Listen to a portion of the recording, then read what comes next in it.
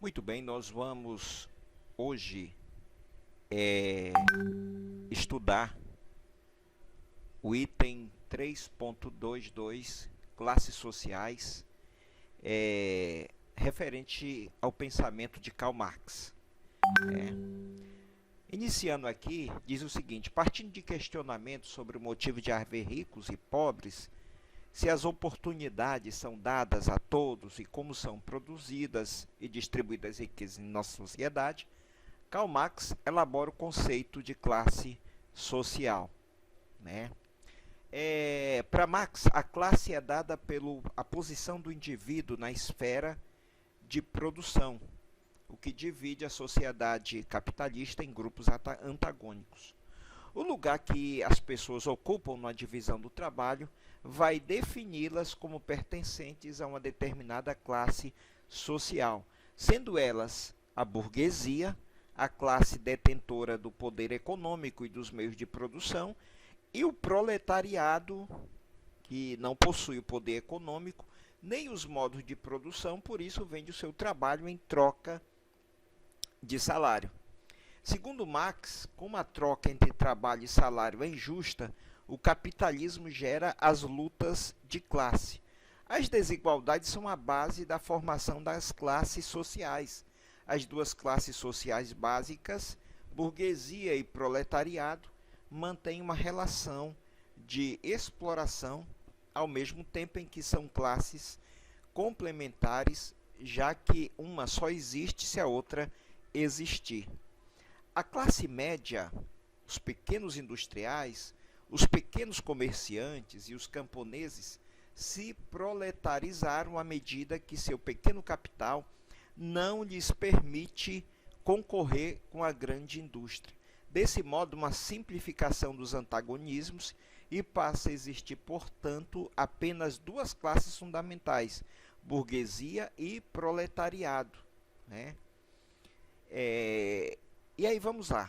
As classes sociais são compostas por indivíduos que desempenham a mesma função na divisão do trabalho, sejam como detentores dos meios de produção, os burgueses, seja como possuidores da força de trabalho, que são, segundo Marx, os proletários. Além disso, o prestígio, a educação, a autoridade e a influência e o acesso aos bens de mercado criam estilos de vida que hierarquizam os indivíduos em inúmeros grupos de status com pequenas diferenças entre si. Então, gente, prestem atenção, aqui nós temos uma das bases, das espinha dorsal do marxismo. Marxismo, ele sempre, como aquilo que nós falamos na aula passada, ele sempre pensa no antagonismo, no chamado, na dialética, os opostos. E aqui nós temos os opostos entre as duas classes, a burguesia, que é a detentora, segundo Marx, dos bens de produção, e o proletariado, que segundo o marxismo é a classe oprimida, que por não possuir os meios de produção, ela vende o seu trabalho em troca do salário. Então, nessa visão de Marx, entre o proletariado e a burguesia, essa briga, essa divisão, essa disputa entre essas duas classes só iria acabar quando o proletariado assumisse o poder. Então, inclusive Marx, ele transporta da narrativa bíblica do paraíso e do milênio, ele transporta essa narrativa bíblica para um futuro de felicidade. Esse futuro de felicidade só ia acontecer quando o proletariado assumisse o poder. Então aí não haveria mais divisão de classes, seria todos numa mesma fé em torno do comunismo, certo? Mas a gente percebe que esse fracionamento, ele tem, vou discutir apenas algumas questões aqui, ele tem um raciocínio, tem um argumento falível, né, quando ele diz que as injustiças elas são provocadas por uma questão puramente material, né, e econômica. Ele, na verdade, ele tira todo a questão intrínseca, a questão interna, a questão que a maldade está no ser humano. E aí ele vai buscar em alguns pensadores da Revolução Francesa a ideia de que o mal está na sociedade, o homem é completamente bom. E essa ideia, minha gente, ela hoje, ela persegue o imaginário, principalmente o imaginário dos direitos humanos a nível de Brasil. Nós estamos saturados dessa conversa de que o bandido, né, aquela pessoa que vive à margem da sociedade, ele está naquelas condições, uma vez que ele foi oprimido, ele nasceu praticamente no lar pobre, ele nasceu na miséria. Então a miséria é um fator fundamental para explicar a desigualdade social. Então é uma forma um tanto superficial de verificar a sociedade, uma vez que, quando se observa empiricamente, a questão de que nem todas as pessoas que nascem dentro de um modo de vida, dentro de um meio de vida completamente desigual, elas vão se tornar bandidos, vão se tornar ladrões na sociedade. Então, a ideia de Marx é o seguinte, que ela vê sempre o proletariado como aquela classe oprimida, como aquela classe que ela nunca pretende, ela sempre pretende dar uma rasteira no patrão, ela derrubar o patrão e para assumir o poder. E, na verdade, mais uma vez, fazendo uma reflexão empírica, que se nós formos buscar no desejo de cada pessoa, de o trabalhador, o desejo do trabalhador não é derrubar o patrão. Se ele derrubar o patrão, ele não tem como obter os seus meios de subsistência. Na verdade, o trabalhador ele quer ser igual ao patrão. E é isso que o socialismo, o marxismo, ele não consegue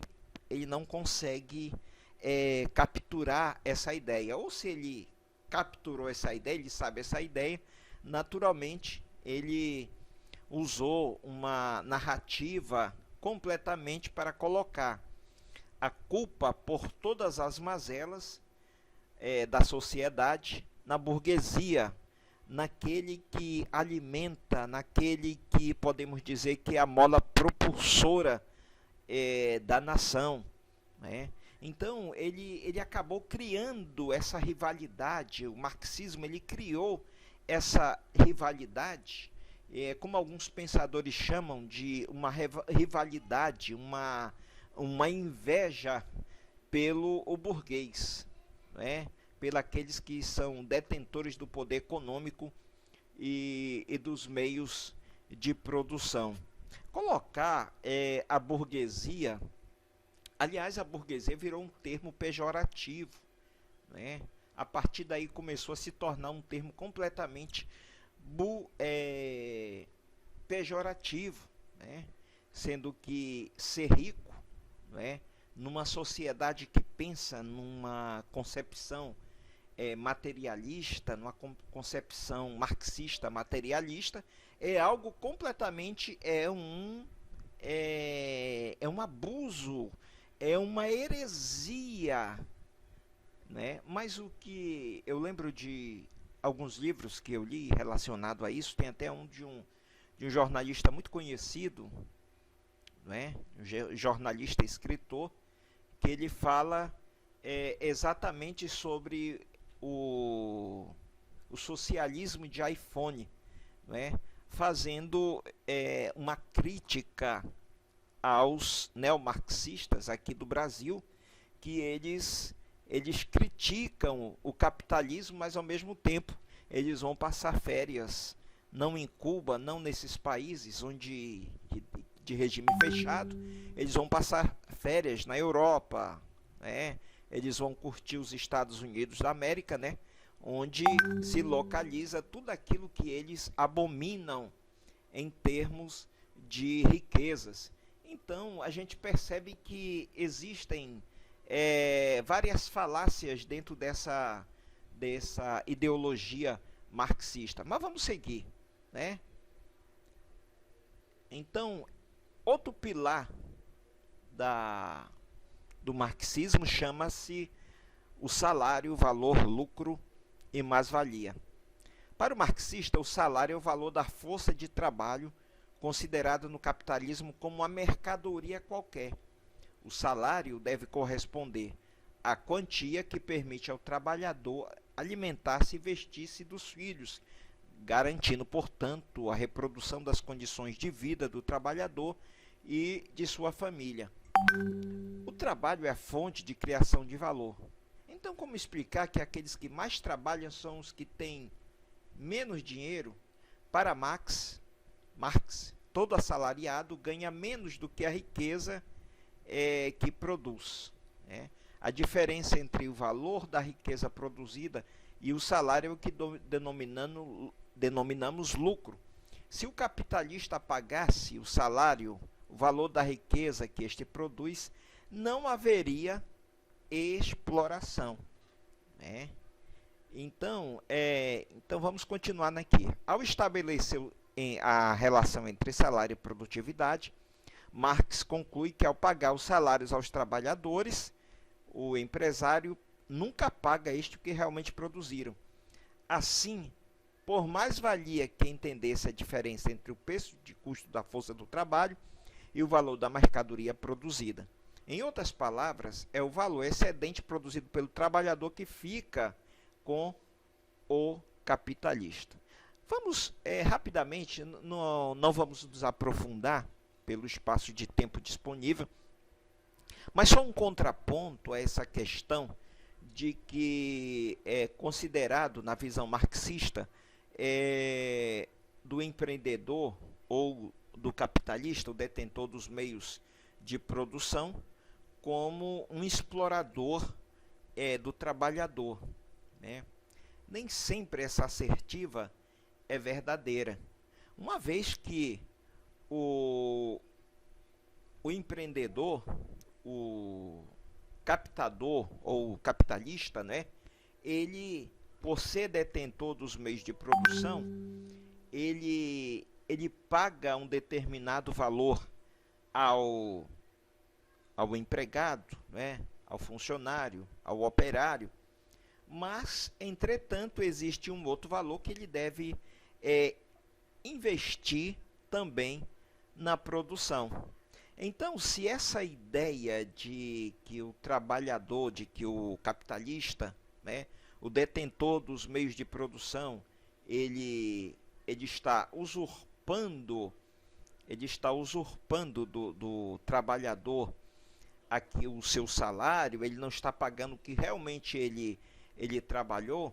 Se isso for verdade, então acaba-se completamente a ideia de empresa, a ideia de empreendimento.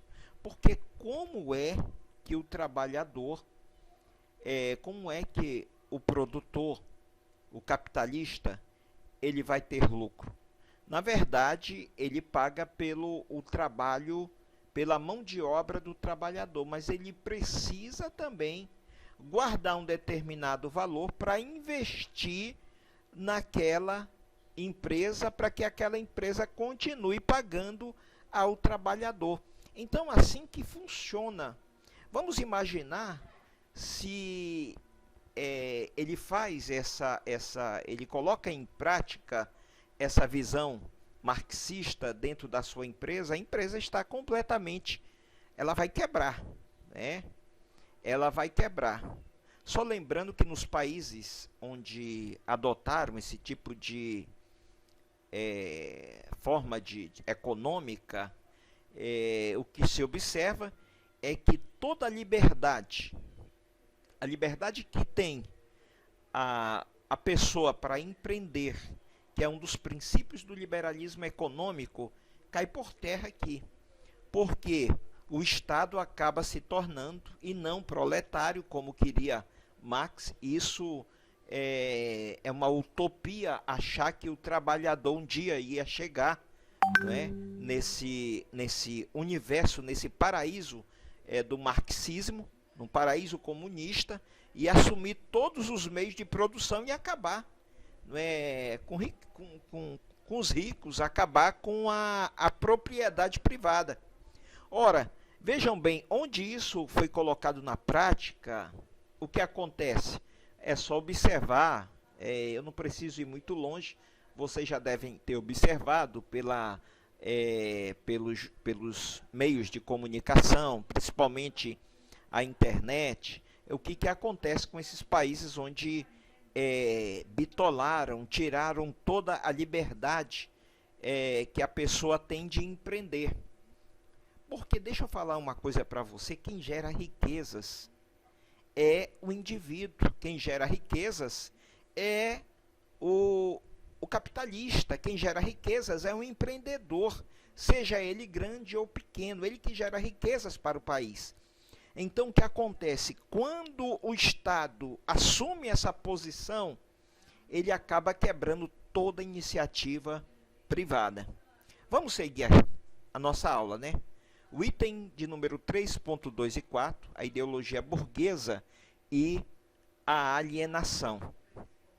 Karl Marx, ele concebe a ideologia burguesa como um sistema de inversão da realidade, no qual as ideias da classe dominante aparecem como as ideias principais de uma época.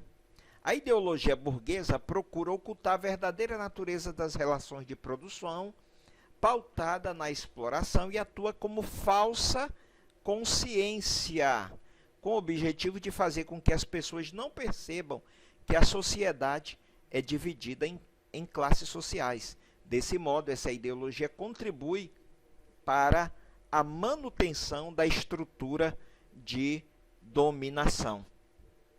Para Marx, a alienação é a perda, né? É a perda da consciência da realidade concreta. No capitalismo, a propriedade privada e o assalariamento separam o trabalhador dos meios de produção e do fruto do trabalho. Dessa maneira, ao vender sua força de trabalho, o trabalhador se aliena, pois não se vê como produtor das riquezas, né? E aí a gente vê, por exemplo, aqui, olha uma imagem aqui, e é interessante observar que o socialismo, o marxismo, ele trabalha muito nessa questão de mostrar essas contradições do capitalismo que a gente está vendo aqui, né? Por exemplo, aqui um estádio é construído e ao lado aqui as favelas, né? Olha só, pessoal, eu quero mostrar para você aqui que às vezes é fácil você criticar, né? É fácil a gente criticar, por exemplo, o quintal do vizinho, mas a gente não observa o nosso quintal. Nós temos aqui a Cuba, né? Havana, que é a capital de Cuba. Nós vemos aqui essa foto tirada recentemente. E nós vemos aqui, ó, nós percebemos aqui, deixa eu mostrar aqui para vocês, né?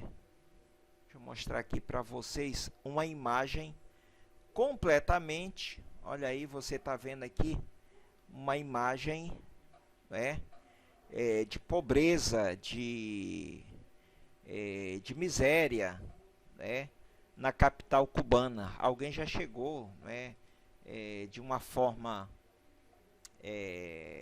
falaciosa, dizer que foi por conta do embargo norte-americano, né? O embargo norte-americano. Mas na realidade, as empresas norte-americanas, né, mesmo antes da ida de Barack Obama a Havana, elas já operavam de uma certa forma lá. Mas o que faz com que Cuba, né, inclusive no funeral de um dos maiores ícones do comunismo em Cuba, Fidel Castro, o carro era um carro de 1950, como você está vendo aqui nessa imagem, e esse carro acabou dando problema, né?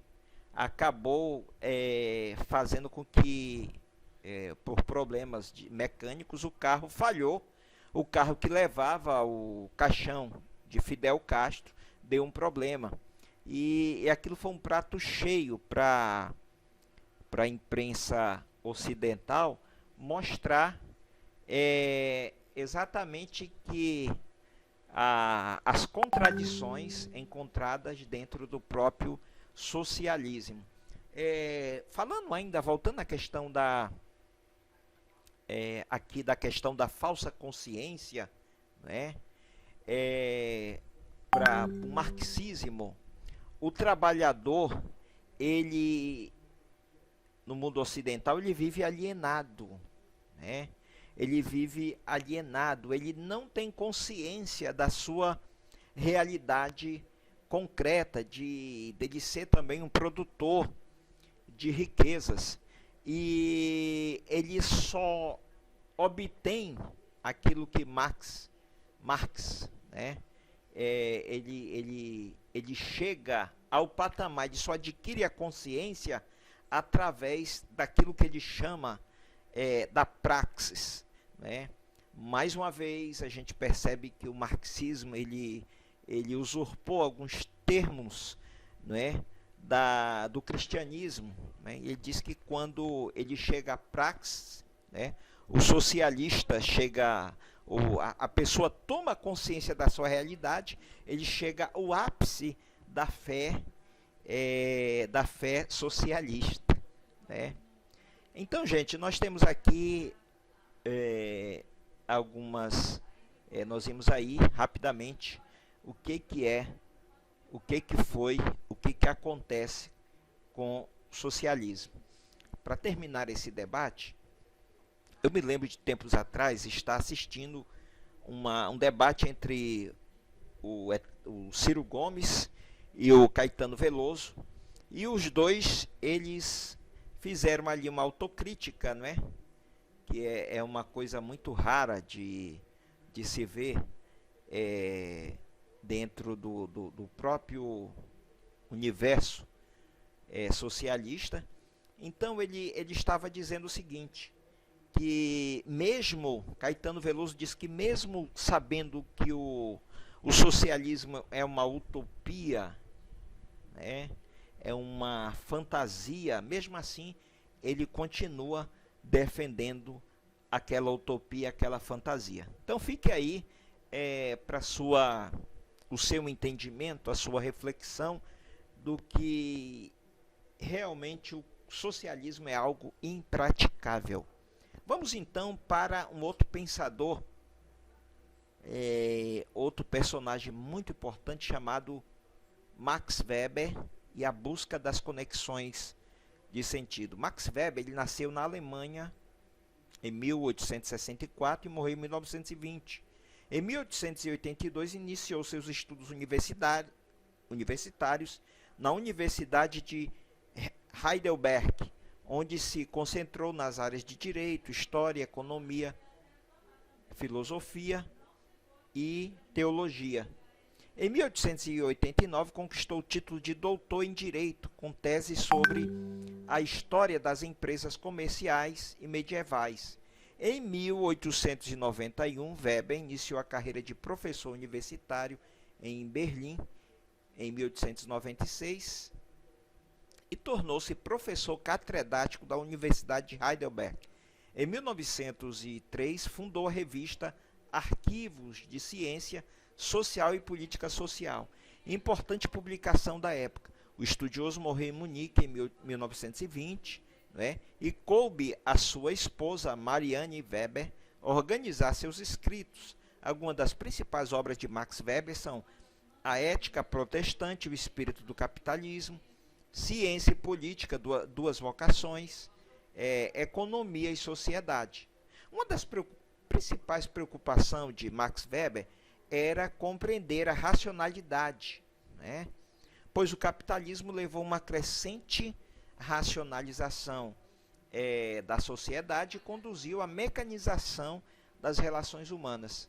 E a preocupação de Weber era entender a maneira como a razão podia aprender o conhecimento, pois os acontecimentos são compreendidos não pela sua concretude, mas pela maneira como são interiorizados pelos seres humanos. Desse modo, é preciso entender a ação dos indivíduos, as suas intenções e as suas motivações. A forma de Weber olhar a sociedade ficou conhecida como sociologia compreensiva, pois o teórico procurou interpretá-la a partir da apreensão do sentido de que os indivíduos dão às suas ações. Uma observação aqui. Esses preceitos não significam que a análise de Weber se voltam para o indivíduo, pois esse é o objeto do estudo da psicologia. A sociologia busca compreender as relações entre o indivíduo e a sociedade. E esse é o ponto de partida para se chegar ao todo. Ok? Então, só uma parada aqui, para nós entendermos que quando nós falamos da sociologia, a sociologia ela não estuda,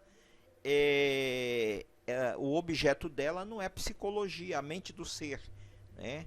O objeto da sociologia é a sua relação, a relação do indivíduo em sociedade. Então esse é o ponto de partida para a gente entender o pensamento de Weber, né? Vamos então aqui, ação social e tipo ideal.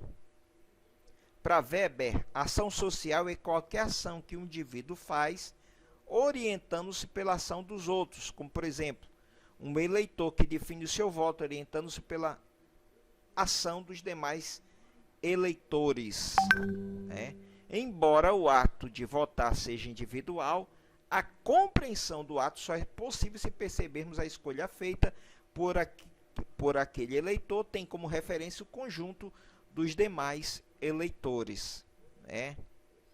Aí Weber ele identifica os tipos de ação social identificado por ele são, vamos lá, ação social racional do valor, né? Ele diz o seguinte: o valor é determinado pela crença em um valor considerado importante, né? Ação racional, por fim, né, a finalidade é determinada pelo cálculo racional que coloca os fins e organiza os meios. A ação social tradicional, a tradição é determinada por um costume ou hábito. E a ação social afetiva, que é o sentimento, é determinado por afetos e estados sentimentais. Ok?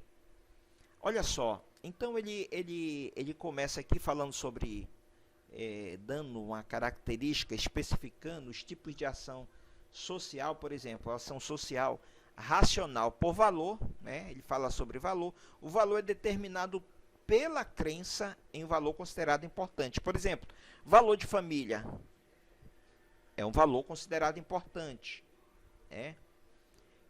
Ação social racional de finalidade determina os fins e organiza os meios para atingir aquela finalidade. Ação social tradicional, né, ela é determinada por um costume ou um hábito, a tradição que uma sociedade carrega, etc, etc, etc. E a ação social afetiva, né, que é baseada num sentimento determinado por afetos ou estados sentimentais.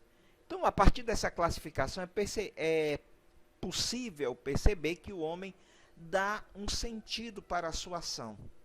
Cada sujeito, né, cada pessoa, age levado por um motivo que se orienta pela tradição, pelos interesses racionais e pela emoção.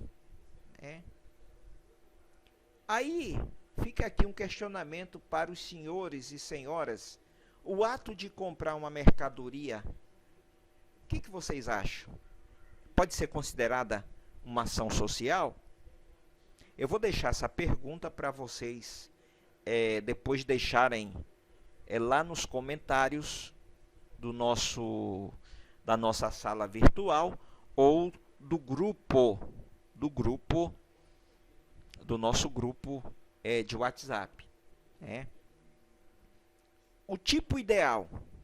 Tá? Ele conceituou o tipo ideal em um recurso metodológico que permite dar um enfoque ao pesquisador em meio à variedade de fenômenos observáveis na vida social. Esse recurso consiste basicamente em enfatizar determinados traços da realidade, né? Mesmo que estes não se apresentem nas situações efetivamente passíveis de observação. Então vamos entender o que é o tipo ideal aqui abordado, conceituado por Max Weber. Ele diz que o conceito de tipo ideal é uma simplificação ou generalização da realidade que nós fazemos e estabelecemos essa simplificação como um modelo. E através desse tipo ideal, nós vamos começar a analisar os fatos reais, né, como os desvios do ideal. Né? Esse tipo de ideal é uma construção mental que a sociedade que nós fazemos e que nós estabelecemos, por exemplo, os traços particulares, né? Os fenômenos que se aproximam de uma dessas construções. Então, olha só, o tipo ideal permite, por exemplo, né, o pesquisador classificar os objetos de estudo. Vamos dar um exemplo bem tangível, um exemplo bem real. Por exemplo, quando nós pensamos em democracia, nós temos sempre o quê? Um conjunto de características, um tipo ideal do que seja uma democracia. Por exemplo, nós temos um ideal de democracia, aquela ideia de representatividade, a ideia de liberdade de pensamento, a iniciativa privada. Então, nós temos o quê? Um tipo ideal. Então, esse é o tipo ideal conceituado por Max Weber. Muito bem. Max Weber ele passa agora para a tarefa do cientista.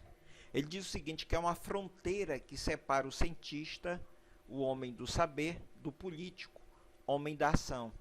Assim, qual é a relação entre a ciência e política e entre os cientistas e políticos? Né? Ao conceber o cientista como homem das análises frias e penetrantes, e o político como homem da ação e decisão comprometido com as questões práticas, identifica-se dois tipos de ética, a do cientista e a ética da convicção, né? E a do político, que é a ética da responsabilidade. Consequentemente, caberia ao cientista oferecer ao político o entendimento claro da sua conduta. Né?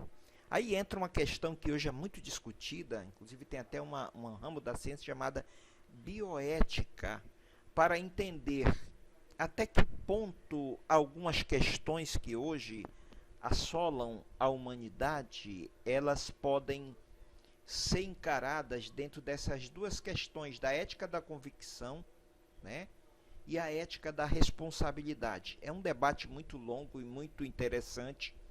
E, assim, para nós entendermos o pano de fundo, ou melhor, esse estudo aqui é muito importante para nós entendermos, por exemplo, o que está acontecendo hoje, né, na nossa sociedade, nível mundial, envolvendo esta pandemia, né, onde nós observamos assim um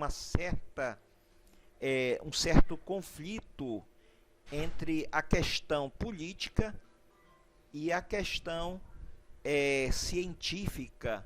De um lado nós vemos a política, né, a questão do politiquês, da politicagem e da irresponsabilidade, melhor dizendo, invadindo essa questão que diz respeito à ciência, e por outro lado nós vemos um conflito muito grande entre esses dois lados. E aí, o que é o proveitoso, né? A ciência começa a demonstrar, alguns pesquisadores começam a discutir sobre essa questão do isolamento social horizontal, se ele tem sido proveitoso ou não. Algumas pesquisas, como da Universidade de Jerusalém, de cientistas da Universidade de Jerusalém, já mostram que esse tipo de isolamento social horizontal, onde coloca todo mundo confinados, né, dentro das suas casas, como algo inútil para conter esse surto pandêmico, nesse surto da pandemia. Por outro lado, nós vemos, principalmente acontecendo aqui no nosso país, de uma forma irresponsável, políticos se aproveitando dessa situação tão complexa, tão delicada,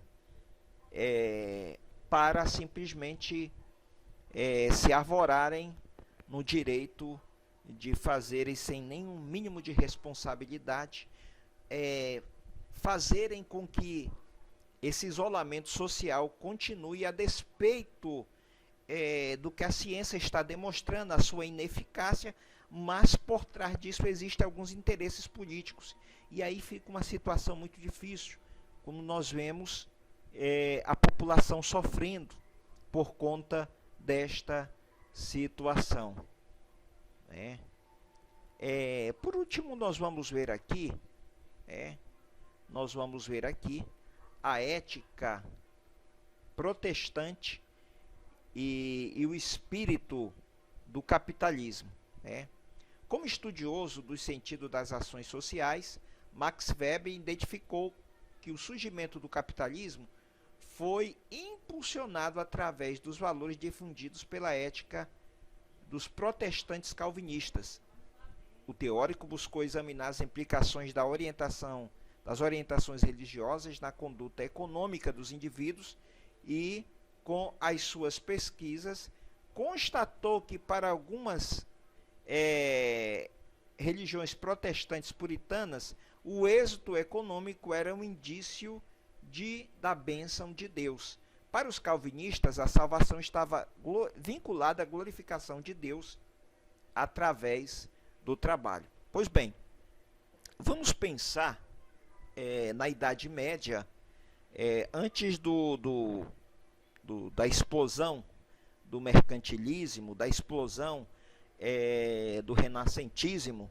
Na Idade Média, a Igreja Católica Romana defendia o seguinte princípio, que o lucro era pecaminoso. Mas o que acontece? A Igreja Católica era uma grande detentora das propriedades, das terras que existiam naquela época. E aí ela fortalecia o poder dos senhores feudais. E aí acontece uma ruptura com esse sistema que veio através de dentro da própria Igreja Católica, de vários monges como Martinho Lutero e João Calvino, que começaram através da leitura das Escrituras Sagradas da Bíblia, eles começaram a descobrir um novo pensamento que contrastava com aquele pensamento difundido pela Igreja Católica. Então, por exemplo, para os calvinistas, o trabalho não era algo que, como a Igreja Católica pregava, que era consequência do pecado. Para os calvinistas, os seguidores de João Calvino, a salvação estava vinculada, não é? Era uma bênção, o trabalho era uma bênção para o homem, e através do trabalho o homem poderia prosperar, né? Já os puritanos da Inglaterra, eles viam o êxito econômico, a pessoa prosperar, como uma bênção de Deus. E olha, gente, esse tipo de pensamento, ele foi o carro-chefe para a explosão do capitalismo, né, na Europa. Tá? Então, a partir dos dados estatísticos, o estudo de Max Weber mostravam que a proeminência dos adeptos da reforma entre os grandes homens de negócio, Weber procurou estabelecer as conexões entre a doutrina protestante e o desenvolvimento do capitalismo. O estudioso concluiu que valores como disciplina, poupança, austeridade e propensão ao trabalho foram fundamentais para o desenvolvimento do capitalismo, né? Porque tudo isso o protestantismo ensina, né? A questão da disciplina, a questão da poupança, da austeridade, a propensão para o trabalho não era mais visto como um castigo por causa do pecado de Adão, mas como uma bênção de Deus. Então, esses pilares foram fundamentais para o desenvolvimento do capitalismo, portanto, era possível estabelecer uma relação entre a religião e a sociedade, em que a primeira deu e dá aos indivíduos o conjunto de valores que são transformados em motivo de ação. A motivação protestante para o trabalho era encará-lo como uma vocação, como um fim absoluto, né, em si mesmo, e não como meio de ganho material. Ao buscar sair-se bem na profissão, mostrando a sua própria virtude e vocação e renunciando aos prazeres materiais, o protestante puritano se adequaria facilmente ao mercado de trabalho, né? Pois bem, gente, nós vamos parando por aqui, né? E fiquem com Deus e até a próxima, até o nosso próximo encontro, se Deus quiser.